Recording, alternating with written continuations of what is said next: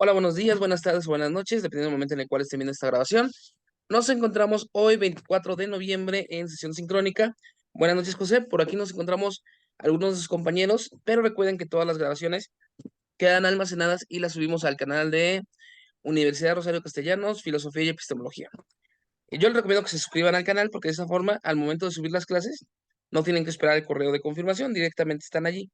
Si no se quieren suscribir, no hay problema, nada más revisen el canal después de la fecha de la sesión para poder tener el material. Y estamos en la unidad número 3 o el módulo número 3, lo cual nos indica que hemos avanzado bastante bien, es muy fluido.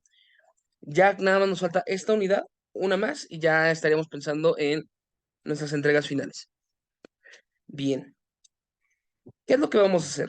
La sesión pasada abordamos el desarrollo del pensamiento, revisando el Renacimiento, el pensamiento de Leibniz, de Spinoza, de Bacon, y vimos un poco cómo funcionaban sus propuestas.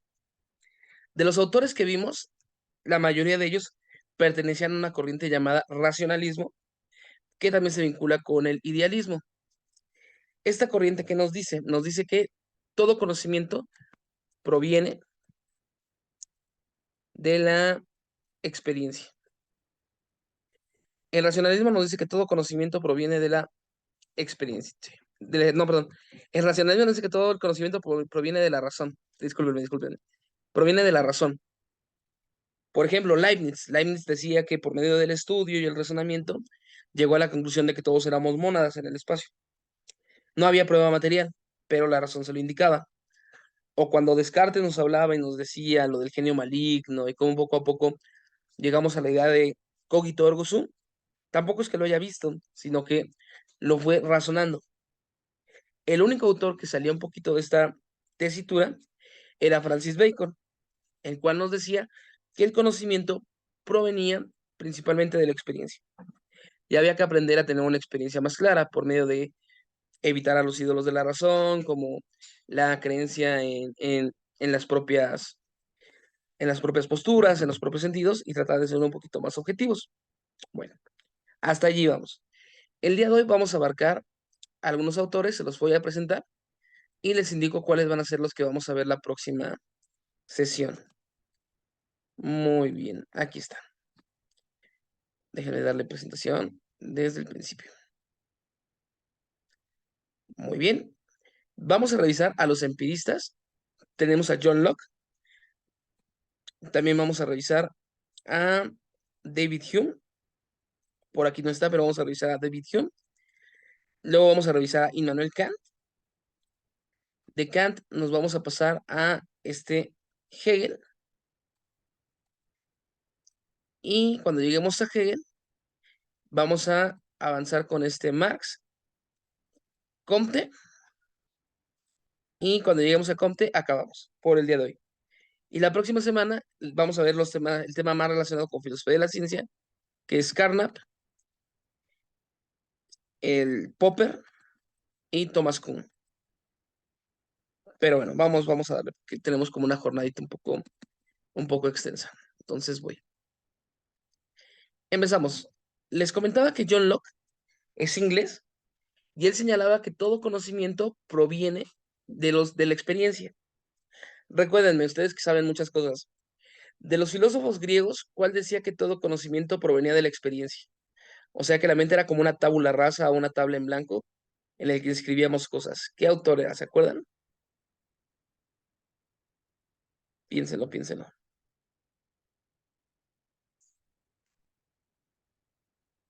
Ya ven que hicieron su mapita y todo eso para ilustrarlo. ¿Cuál autor decía que de la época clásica griega, que todo conocimiento provenía de la experiencia?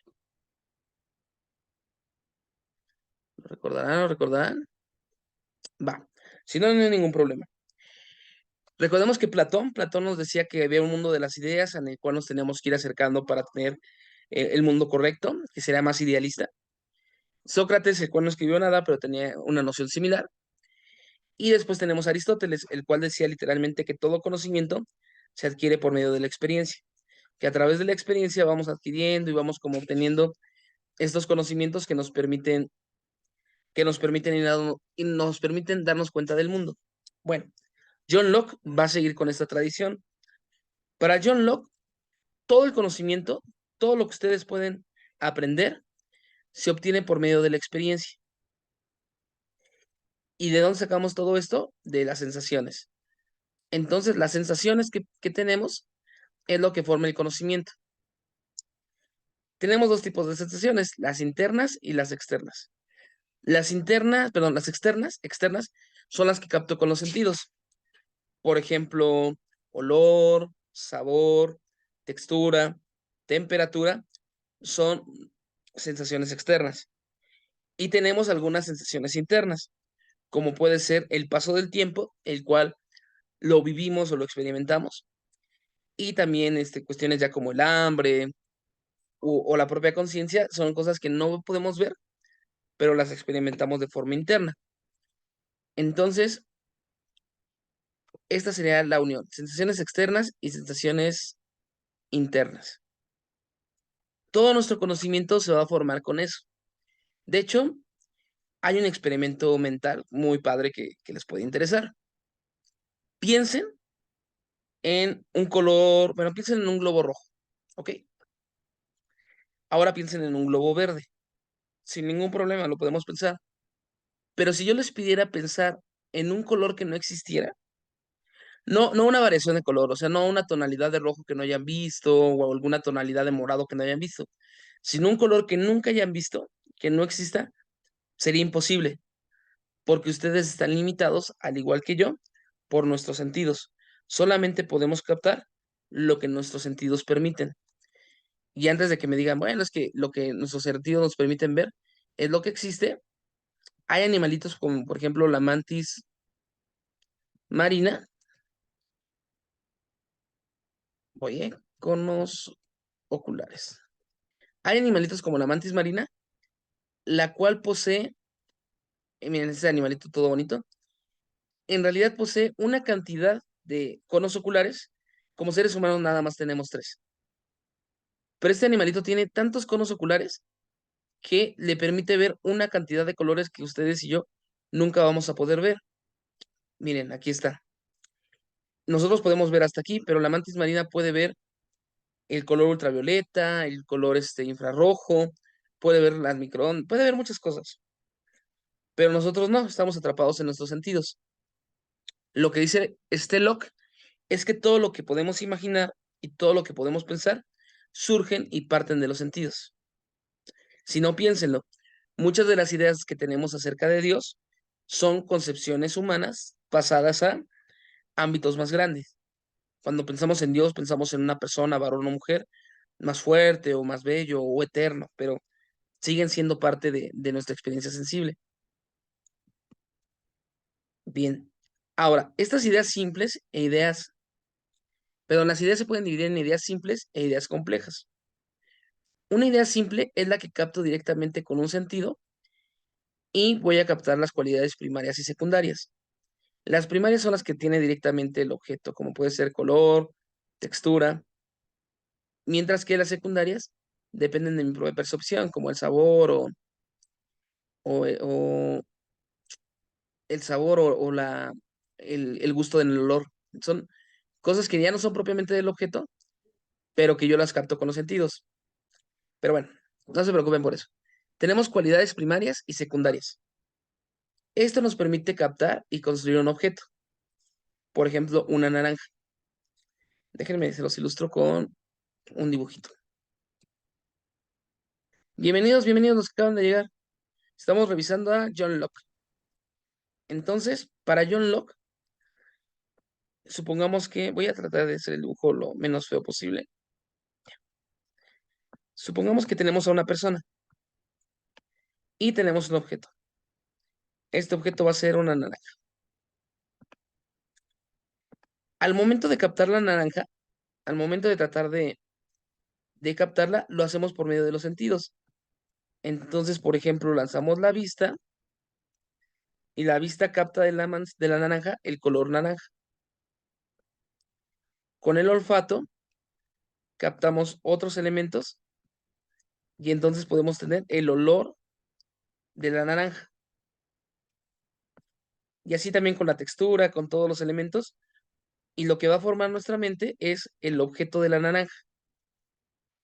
¿Este objeto es tal cual el objeto como está? No, solamente es como lo podemos captar. Las ideas simples serían como el color, como el olor, como el sabor, y la idea compleja es cuando vuelvo a reconstruir todo en mi mente. Una naranja sería una idea compleja, al igual que la idea de estado o la idea de civilización. Nada más recuerden, las ideas complejas se componen de ideas simples, y las ideas simples se componen de sentidos, de los sentidos que tenemos. Esta sería como la cadenita. No sé si tengan alguna duda o alguna pregunta hasta aquí. Me espero tantito. Piénsenlo, piénsenlo.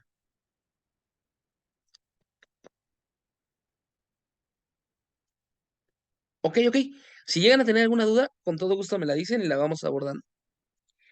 ¿Qué pasa con aquellos objetos que no existen? Con aquellos objetos que nunca hemos visto. ¿A qué me refiero con esto? Vamos a pensar en un unicornio.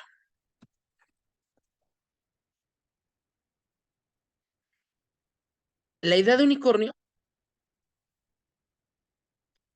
bien, aquí lo tenemos, ¿no? Miren, está bien bonita. La idea de unicornio surge entonces de ideas simples que combinamos por medio de la mente en nuevas formas, pero es que no es que sea nuevo. Unimos la idea de caballo, que ya la tenemos, y la idea de cuerno, y lo sumamos. Cuerno más caballo, unicornio. Es una idea compleja, que no tiene un correlato en el mundo natural, pero puede existir en la mente.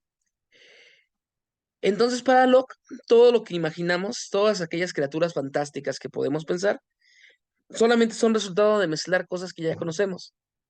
Piensen, el centauro es la mezcla de un caballo y una persona, el cíclope es una persona más grande con un solo ojo.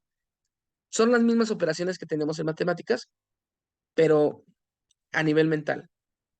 Sumamos la idea de caballo y la idea de hombre y tenemos un centauro.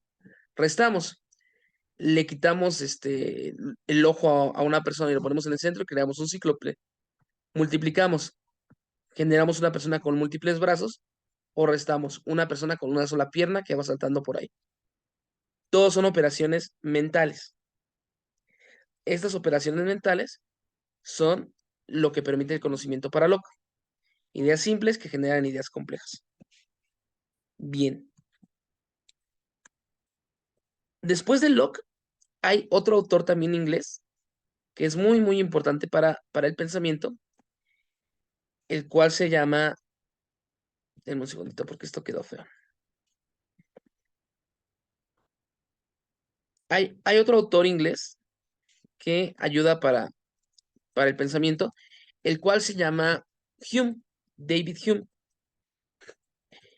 Hume es, al igual que Locke, una persona empirista. Todo conocimiento considera que parte de la experiencia.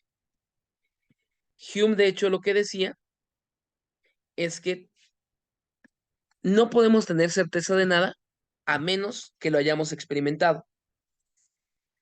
Es muy radical. De hecho, él dice que solamente podemos tener certeza de que existe de que existimos nosotros como seres pensantes. Los demás, como no puedo ver su pensamiento, no puedo tener la certeza de que existan. Entonces, ¿qué es lo único que puedo ver del otro? Puedo ver sus conductas. Y es lo que tengo que estudiar. De hecho, un empirismo radical como el de Hume es el supuesto epistemológico de los conductistas. Cree que solamente puedo tener conocimiento de aquello que puedo experimentar. Los empiristas radicales como Hume llegan a tal punto que ellos creen que no se puede hacer ciencia de futuro. Ok, vamos a ver, ¿a qué me refiero con esto de no se puede hacer ciencia de futuro? Si yo tengo dos y a este dos le sumo otros dos, ¿cuál es el resultado? Piénsenlo. Está sencillo, ¿no? 2 más 2 es igual a... Ok, ok, aquí ya tenemos la respuesta. Es 4, perfecto. Ah, mira, aquí tengo otras respuestas, perdónme. Proviene de la razón. Gracias, gracias. Buenas noches, buenas noches. Ok. Sí, entonces 2 más 2 es igual a 4. Hume va a decir que no lo sabemos. No sabemos si 2 más 2 van a dar 4 hasta el momento en el cual hacemos la suma realmente. Si no, es solamente como especulación al futuro. Yo puedo tirar este objeto y por la ley de la gravedad va a caer al suelo. Sin embargo, este Hume diría que no tenemos certeza de eso, porque eso sería ver al futuro y no tenemos esa capacidad. Solamente estamos acostumbrados a que ocurra de esa forma. Pero bueno, este Hume es muy radical. Nada más se los manejo ahí para que vean cómo el empirismo puede llegar a puntos en los cuales dicen que no podemos conocer nada a menos que lo hayamos experimentado. La ciencia moderna, de hecho, se nutre mucho de este elemento y considera que solamente puedo conocer o solamente puedo tener claridad sobre aquello que puedo experimentar. Una persona que tiene un supuesto empirista, por ejemplo, no podría creer en la teoría psicoanalítica debido a que el inconsciente o debido a que las psicopatologías o algunos otros elementos, la pulsión de vida y muerte, no son observables. Entonces no lo considerarían como ciencia. Se reduce mucho al ámbito físico. Un neurólogo o estas corrientes de psicología cognitivas o neurocognitivas irían muy de la mano de un pensamiento empirista radical. Pero bueno, después de Hume y este Locke, vamos a avanzar un poquito en el tiempo y vamos a ver a Immanuel Kant. Kant es de los filósofos más importantes que ha tenido la historia. Hay un antes y un después de Kant. ¿Por qué? Porque antes de Kant, Platón, Aristóteles, Locke, Descartes, se preguntaban, ¿qué puedo conocer? ¿Cómo es que yo puedo conocer este objeto? Kant no. Kant va a partir de una noción diferente. Se las voy a explicar poco a poco. Lo primero que hay que entender es que hay una diferencia entre el nómeno y el fenómeno. La palabra nómeno quizás no la hayan escuchado, es algo como extraña, ¿no? Pero la palabra fenómeno sí, como un fenómeno paranormal o un fenómeno físico, lo utilizamos. ¿Qué es un fenómeno? Fenómeno literalmente es lo que me aparece o lo que se me presenta. Es lo que puedo captar con los sentidos. Esto es un fenómeno, este juguetito que tengo aquí. Déjenme activar la cámara para ver si está viendo el juguete. Ya. Este juguetito que tengo aquí es un fenómeno. ¿Qué es el nómeno? El nómeno sería que yo pudiera captar este objeto de todas las formas posibles y en todos los momentos. Sin embargo, por nuestros sentidos limitados, no puedo captar el fenómeno. Solamente puedo captar no puedo captar el nómeno, solamente puedo captar el fenómeno. ¿Cómo lo podemos ver? Miren, pueden ver este color azulito del aparato, pero si hubiera menos luz, el aparato se ve de una nueva tonalidad. Entonces, los fenómenos es lo que podemos captar, pero solamente lo podemos captar con la mente. Para Kant, entonces, la verdadera cuestión no es cómo puedo comprender el mundo, porque el mundo nunca lo voy a conocer, son nómenos, son cosas que no puedo captar. Entonces, lo que se pregunta Kant no es cómo puedo conocer el mundo, sino cómo puedo conocer los fenómenos. Entonces, en lugar de preocuparse por el objeto y ver cómo es el objeto, Kant se va a preocupar por la representación del objeto, que es lo que sí puedo conocer. Y como sí puedo conocer la representación del objeto, esto ya lo puedo hacer universal. No como Hume, que decía que era imposible el conocimiento. Kant no. Kant dice, puedo tener conocimiento, pero solamente de fenómenos. Los fenómenos entonces son lo que puedo captar. Esta corbata es un fenómeno, mi pulserita es otro fenómeno, la cortina de acá atrás es otro fenómeno. ¿Hay un nómeno o una realidad que sí existe? Sí, pero nunca la voy a poder captar. La mano que tienen aquí enfrente está compuesta de átomos y está compuesta de cuerdas, según la teoría cuántica está compuesta de cuerdas. Eso no lo puedo ver, pero sería parte del nómeno. Lo que veo es el fenómeno físico que me permiten mis sentidos. Y ya que tengo este fenómeno, podemos distinguir tres tipos de fenómenos. Eso fue muy raro. Kant dice que podemos captar tres tipos de fenómenos dependiendo del tipo de objeto. Por ejemplo, este objeto físico se comporta igual que este objeto físico. Si yo lo aviento, no pasa nada. Bueno, se rompe, ¿no? Pero no pasa nada. Queda ahí suspendido. Sin embargo, si yo, bueno, los objetos físicos los estudia en un libro llamado Crítica de la Razón Pura, en la cual analiza los objetos físicos. ¿Qué ciencia lo abordaría? La física, la química, la mecánica lo podría abordar. Pero hay otro tipo de fenómenos que no son físicos puramente, que son los fenómenos humanos. Vamos a verlo así. Hay un actor que se llama Jason Momoa, es el que la hace de Aquaman, o también de Khal Drogo en Game of Thrones. Si no, es un actor nada más. Si yo agarro a este muñequito que les voy a poner ahorita, si yo lo agarro y le pego, y lo hago bolas y lo aviento, no va a hacer nada. Ahora, ¿qué creen que me pase si yo llego y le doy unos zapes a Jason Momoa? Para quien no conozca a Jason Momoa, les pongo una imagen de él para que puedan ver cómo es. Es Jason Momoa. Bien, este sujeto es Jason Momoa. Ha de medir como unos 2 metros, 2 metros más.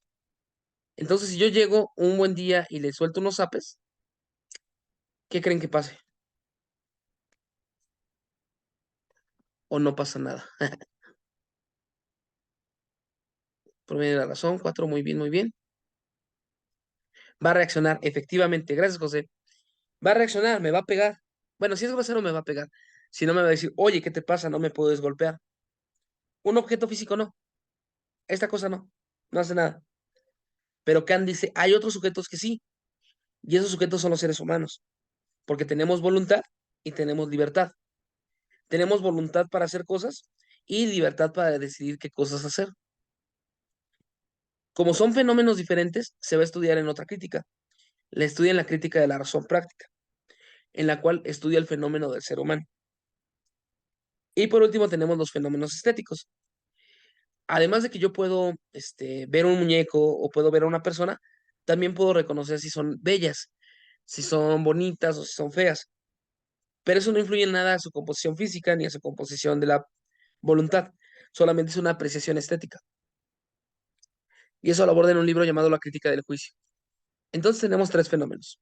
Los fenómenos estéticos, cuyo objeto de estudio sería el arte o la estética. Tenemos los fenómenos físicos, cuyo objeto de estudio es la ciencia, la física, la química, la matemática. Y por otro tenemos los fenómenos humanos, que estudian la libertad y la voluntad del ser humano. Para Immanuel Kant, la psicología estaría aquí, aquí. Es un fenómeno humano. Entonces lo que dice Kant es que no podemos estudiar al ser humano como lo haríamos con un carro o como lo haríamos con una piedra, porque esos objetos no tienen voluntad y nosotros sí. Entonces, para Kant, no podemos hacer una ciencia a la psicología como una ciencia dura, porque no respondemos con objetos duros, tenemos personalidad, tenemos voluntad. Entonces, lo tenemos que abordar desde las ciencias sociales y por tanto no tienen la misma precisión, porque somos fenómenos mucho más complejos. De hecho, para una persona que sigue a Immanuel Kant, el conductismo estaría totalmente mal.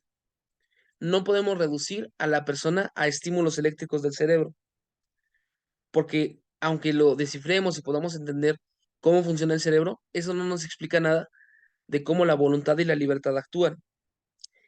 Entonces diría Kant, sí, una cosa es la composición física del cuerpo y otra muy diferente es cómo comprendemos al mundo y cómo actuamos. Sería una ciencia social.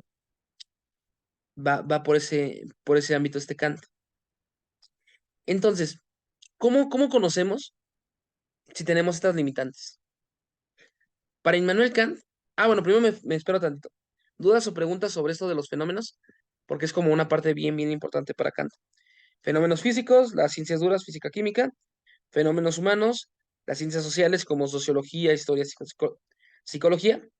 Y fenómenos estéticos, que lo estudiaré el arte. Son tres diferentes. Entonces, para Kant, ¿Dios no existe? Qué buena pregunta, Daniel. Muy, muy buena pregunta. Kant va a ser muy tajante. Por medio de mis sentidos, no puedo conocer a Dios. No lo puedo conocer. Por más que me esfuerce en conocerlo con los sentidos, nunca voy a conocer a Dios. Pero ¿qué creen? Tampoco tengo evidencia de que Dios no exista. Es decir, es tan absurdo decir que Dios existe como es tan absurdo decir que Dios no existe. Simple y sencillamente porque no lo podemos categorizar como un fenómeno.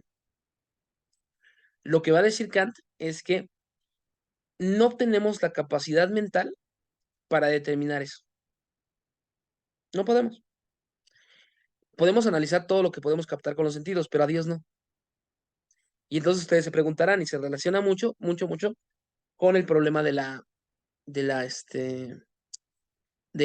UCA. Si no conocemos a Dios, ¿cómo es que hay religiones? Y Kant lo explica. Dice, mira, no podemos conocer a Dios, pero las personas se reúnen y adoran a deidades en templos. Eso sí lo puedo conocer, sí lo puedo observar. Y entonces Kant propone algo que se le llama la filosofía de la religión o la sociología de la religión. Es decir, analizar cuál es el comportamiento de una persona religiosa. Ya no hablamos de Dios, porque no es incognoscible para nosotros, es un nómeno. Pero lo que sí podemos analizar es cómo se comporta una persona religiosa. Hay un libro muy, muy bueno, pero esto ya no es tanto de psicología, es más de psicología social o sociología, que se llama de lo, de lo sagrado y de lo profano, que hace un análisis sobre todo esto, de cómo las personas se comportan diferente ante ciertos objetos como si tuvieran algún poder especial. No decimos que lo tenga, pero nos comportamos. Cuando una persona católica va y recibe la hostia de la comunión o toma el vino de la consagración, para esa persona no está tomando vino, no está tomando una hostia, está tomando el cuerpo de Jesucristo. Él lo piensa. Entonces, Kant diría, no vamos a preocuparnos de Dios, sino cuál es el proceso mental que lo llevó a creer eso. Pero bueno, es una muy buena pregunta, ¿eh? Kant diría que no se puede conocer a Dios por medio de la razón. Él dice que él cree en Dios, pero no porque sea racional, es otra postura, es pura creencia. Y de hecho, qué bueno que lo mencionamos, porque entonces la creencia sería algo sin fundamentos, no puede entrar en la ciencia, y los datos ya entran en la ciencia, serían duros. Yo puedo creer en Dios, para Kant, yo puedo creer en Dios, pero eso no lo voy a meter con la ciencia. Están separados. En la ciencia solamente nos basamos con datos empíricos. Muy bien. Dentro de esto les comentaba que Kant va a dividir al pensamiento y de hecho se relaciona con lo que estaban diciendo. Dice Kant, ¿cómo pensamos? Si ya dijimos que solamente podemos captar fenómenos y los organizamos en la mente, ¿cómo lo hacemos? Para Kant hay dos tipos, bueno, cuatro diferentes tipos de juicios.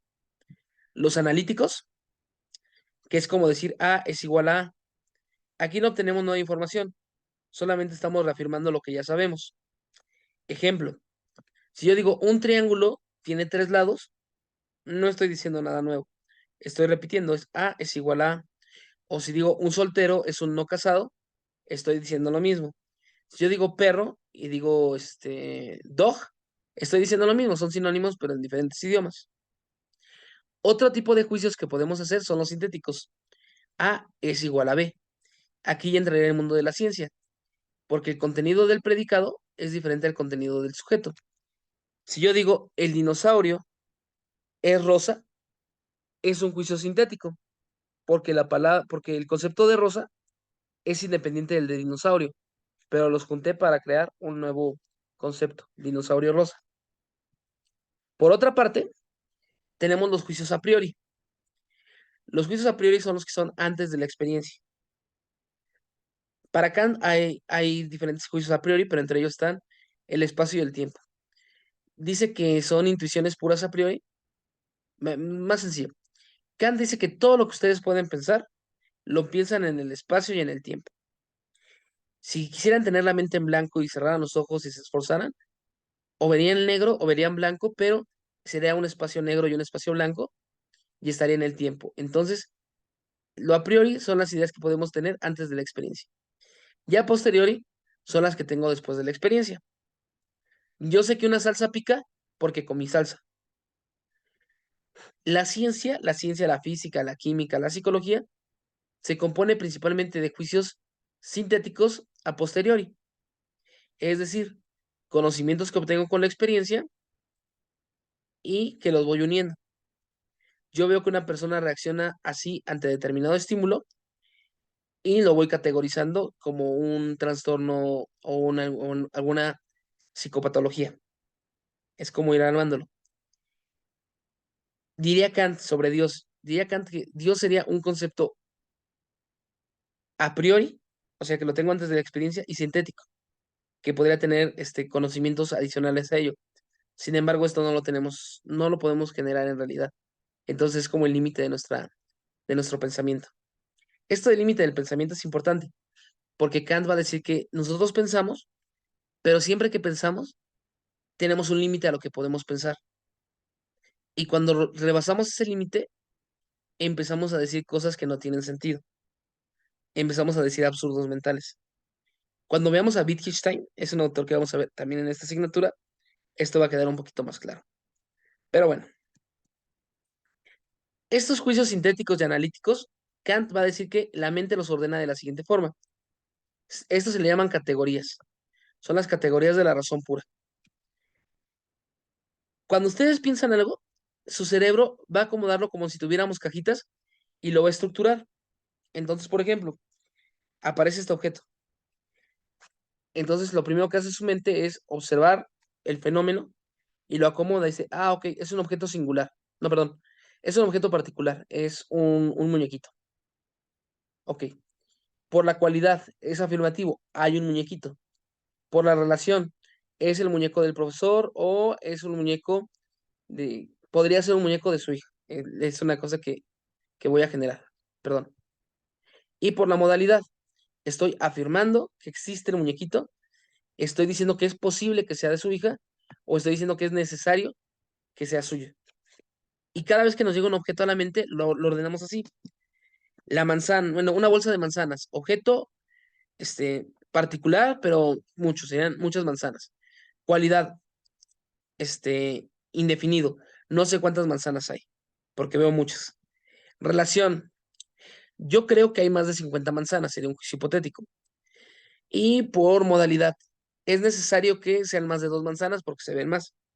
Todo lo que pensamos lo acomodamos por medio de cajitas.